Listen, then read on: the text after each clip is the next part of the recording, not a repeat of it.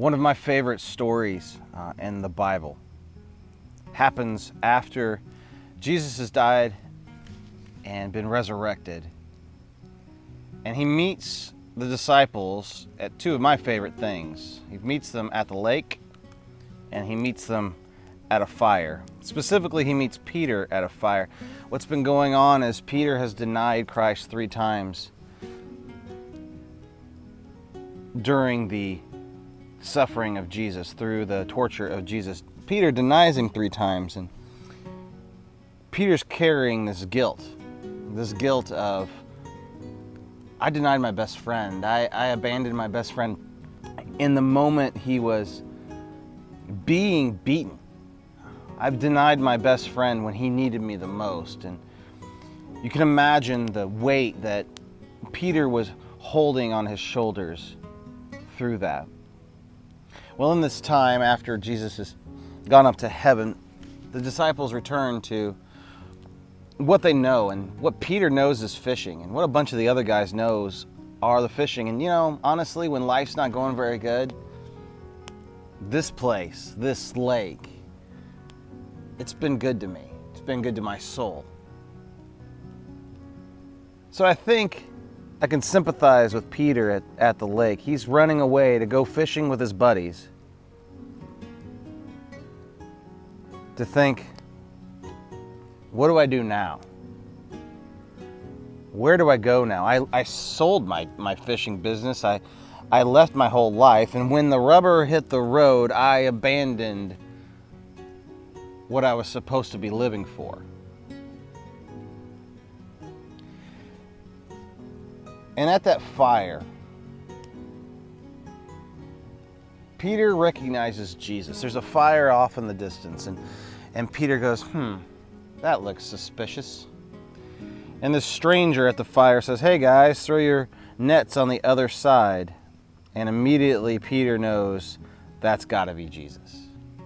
So Peter, without thinking, is in the middle of the lake from a far way off, and they can see this guy cooking at a fire, and he hears Jesus say these words, and he jumps off the boat and swims in, leaving the rest of the guys in the middle of the boat without probably their biggest, strongest guy. It wasn't really the most well thought out plan of Peter's. But you can imagine him just tearing through the water, racing towards Jesus. And he gets out of the water, sopping wet, beard just dripping with the Sea of Galilee.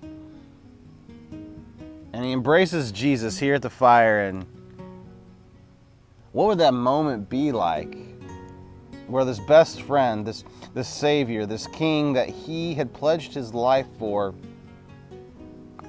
he knows he betrayed him. And Jesus at the fire, Jesus at the lake, says, Peter, do you love me? Peter's response is, of course I love you. Jesus says it a second time, Peter, do you love me? And Peter says, of course I love you. Jesus responds, and feed my sheep.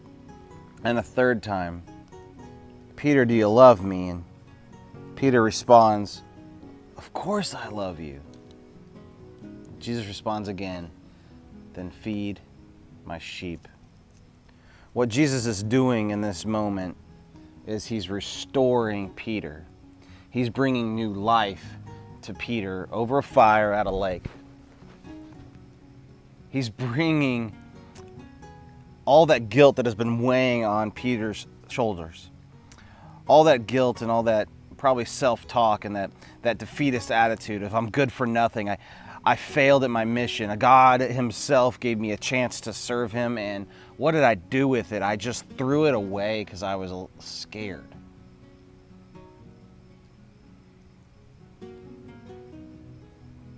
But Jesus restores him.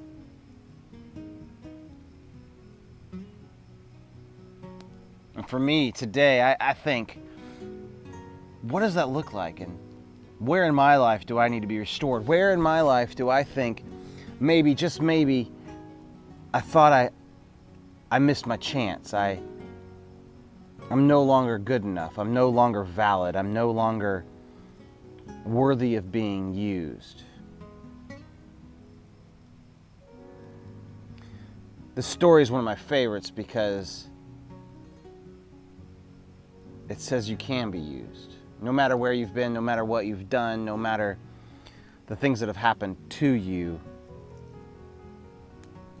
God can restore you and breathe new life into you.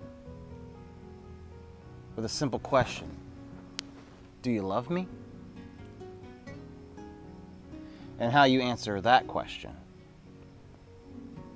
is what sets off your new life in Him. So today, think about the stuff you've done.